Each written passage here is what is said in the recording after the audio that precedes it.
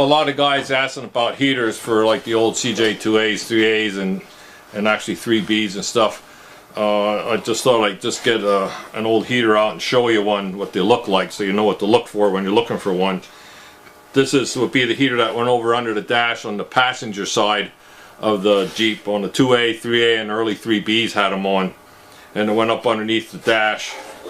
It's a hot water heater with most of these were 6 volts, 6-volt fan on, and that's all they were. Heaters were always an option on the Jeeps all the way up into probably into the 60s, until they finally started coming with heaters and everything, you know. But when they were bought new, especially back in the 2As and 3As and stuff, that was always an option. So there are a lot of Jeeps that were bought without heaters, especially if they were down south. And then also on the 2As and 3As, there was an auxiliary heater.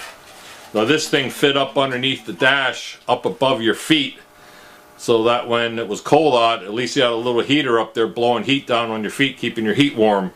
This mounted on the firewall, went over to this mounted under the dash, and it went over to through the firewall and mounted up under the dash on an angle, and it blew the heat right down onto your feet. This was used on the 2As, 3As, and probably the 3Bs. It's actually a pretty rare accessory. You don't see a whole lot of these around. The same with the heaters, because a lot of the heaters and stuff probably got torn out because they started leaking over the years. So finding original heaters are pretty tough, and nobody's reproing anything that looks original at this point.